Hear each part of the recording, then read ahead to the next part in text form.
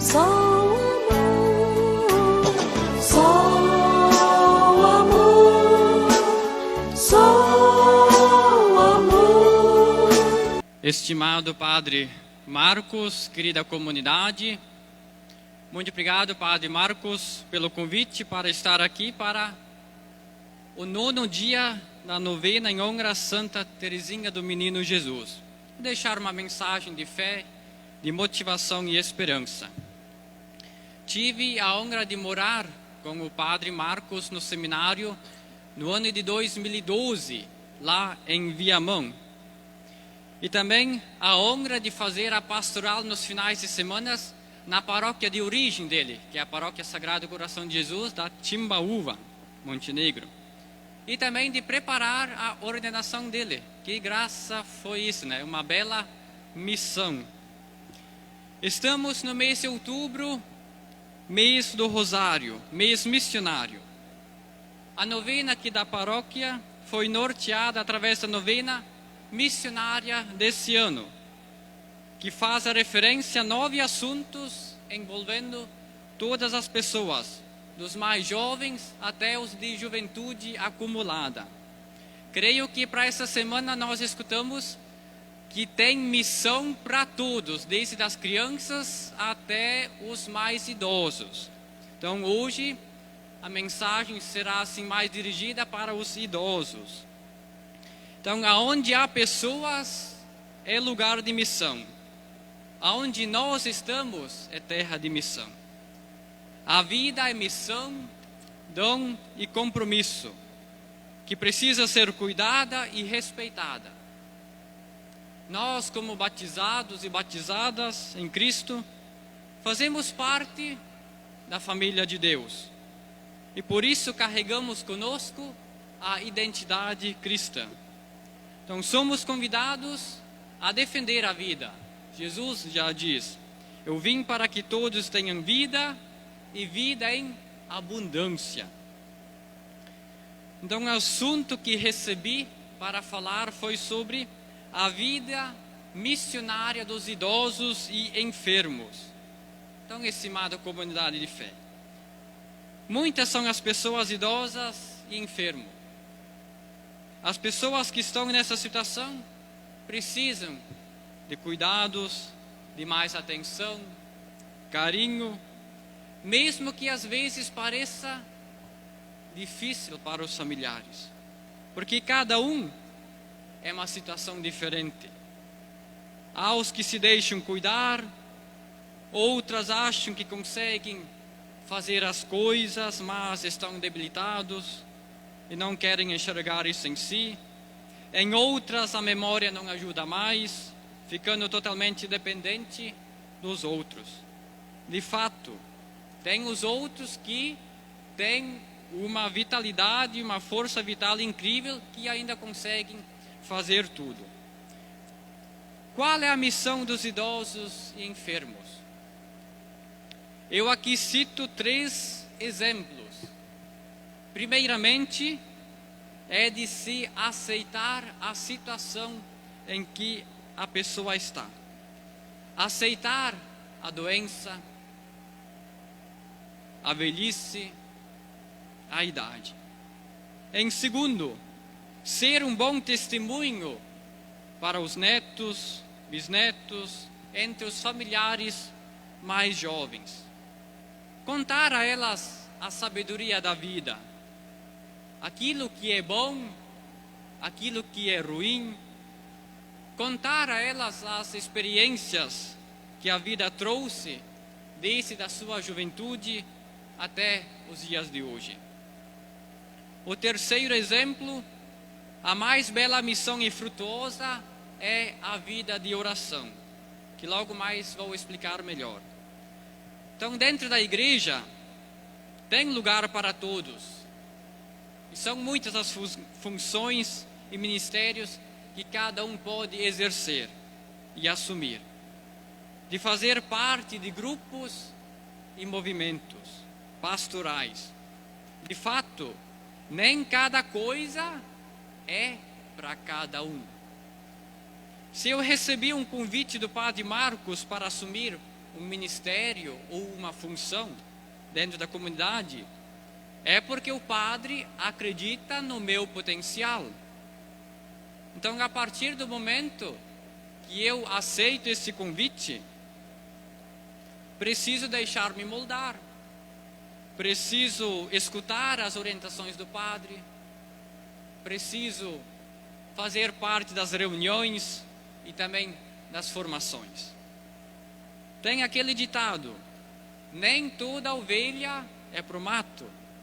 Então, minha gente, cada um faz somente a função que lhe é confiada, não tirar o lugar que é do outro. Então, se você já tinha assumido uma função e recebeu outra, orienta aquela pessoa que está no seu lugar. E não toma o que é dela. Mas você gostaria de contribuir mais. Mas às vezes a gente atrapalha, não contribui, incomoda. Isso então não pode acontecer. Por isso que às vezes podemos dizer: pois é, não tem ninguém para ajudar. Porque tem gente que quer fazer tudo e não deixa espaço para os outros. E pode ser que ao mesmo tempo a pessoa não faça nada. Então ela está deixando de fazer o que deveria fazer. Então, minha gente, cada um é especial, é importante. Cada um tem o seu dom, o seu jeito de ser, o seu carisma, de fazer as coisas acontecer. Todos somos vocacionados a cooperar com a missão de Deus neste mundo. Então, aos idosos e enfermos, a mais bela missão de vocês é a oração. Alguém poderia dizer: gostaria de ajudar muito ainda a igreja, ainda tenho condições de fazer isso ou aquilo. E se outros se sentirem excluídos por não ter o que fazer, por não ter recebido um convite, não fique desanimado. Porque a mais bela missão é rezar. Essa é a bela missão que poderão exercer, rezar.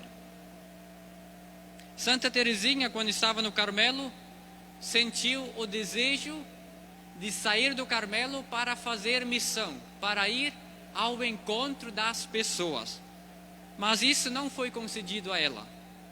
O lugar dela era estar no convento.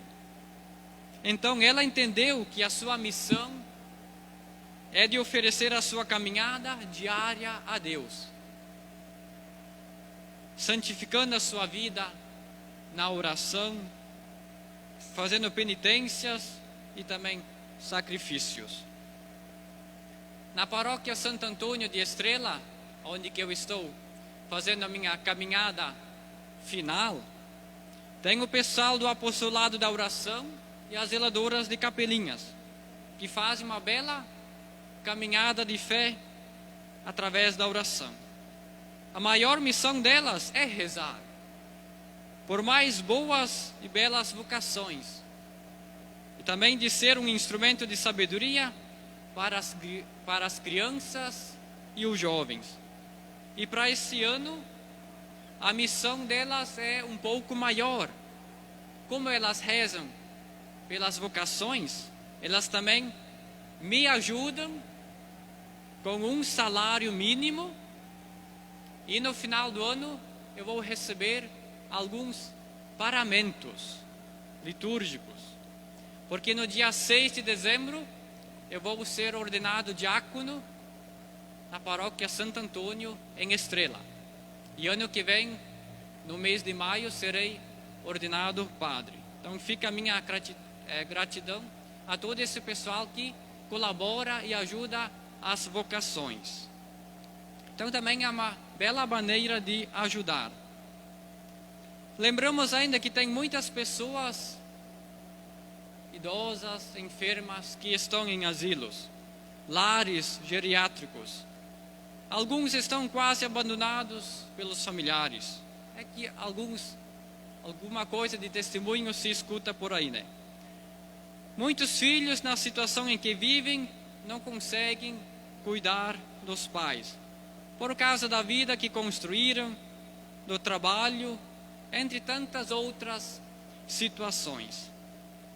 Mas nesses espaços, os idosos recebem todo um cuidado, carinho, atenção do pessoal que lá trabalha. Merecem todo o cuidado e carinho, e nada melhor quando recebem a visita dos seus próprios familiares, dos filhos, netos. Então é também a missão de todas as crianças, jovens e adultos darem atenção a essas pessoas mais idosas, cuidando e dando carinho aos que moram em nossa casa, que um dia certamente também recebemos deles e de outros carinho, atenção. Se quero ser respeitado, preciso ser alguém também de respeito. Em tuas mãos, Senhor, entregamos e suplicamos seu amor e cuidado sobre cada um dos idosos e enfermos. Confortai-os em sua dor, enfermidade e idade. Abençoe a cada um deles, bem como todos os seus cuidadores e animadores. Fortalecei-os na saúde, na perseverança, na fé. Vou contar um pouquinho da minha caminhada de seminário. 2007 eu senti o desejo de entrar para o seminário. Então, naquele ano, eu conversei com o padre Lucas Weber, que naquela época estava lá em Paverama. Conversei com ele, eu quero ser padre. E aí, o que eu faço? Então, o padre Lucas me encaminhou para encontros vocacionais, os Kairos, né? Naquela época, eles aconteciam uma vez por mês numa paróquia. Então, naquele ano, 2007, participei de 3 encontros. No último encontro que aconteceu naquele ano, foi lá em Gravataí, no seminário, o padre responsável naquela época falou o seguinte: olha, vocês, gurizada, que estão na 8ª série, se vocês querem entrar para o seminário, terão de participar de uma semana de estágio aqui no seminário, para ver se é realmente isso que vocês querem. Então, em 2008, participei daquela semana de estágio, gostei, entrei para o seminário. No começo, até foi tudo de boas, mas depois, saudade dos pais, das minhas 3 irmãs, dos meus amigos, daquilo que eu gostava de fazer por casa, comecei a ter notas vermelhas. Então eu tive N motivos para deixar essa caminhada.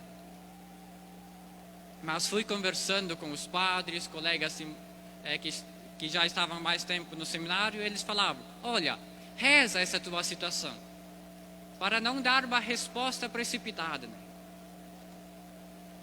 Então, como 2008 também foi criada a Diocese de Montenegro, então foi reaberto o seminário em Bom Princípio. Estudei lá no ano de 2009 e 2010, concluindo lá o ensino médio.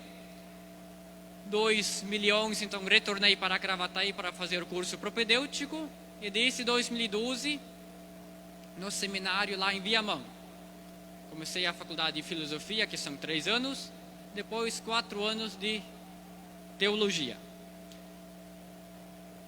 Quando eu terminei o 3º ano de teologia, aí eu fiz o meu ano pastoral em Valerial, 2018.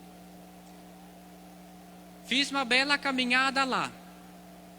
Naquele ano eu escrevi uma carta para o bispo, dizendo: olha, eu esse ano não tenho ainda a coragem de assumir o ministério para ser ordenado. Então, em 2019, retornei para Viamão para terminar os estudos da teologia. E esse ano estou realizando meu segundo ano pastoral. Estou na paróquia Santo Antônio, em Estrela. Fui para lá no dia 31 de janeiro, comecei a minha caminhada. Estando lá acompanhado pelo padre Neymar e o padre Lucas, me senti confiante com todo aquele povo que também me acolheu muito bem lá. Foi no mês de maio, escrevi novamente uma carta para o bispo. Agora eu tenho coragem de assumir esse ministério.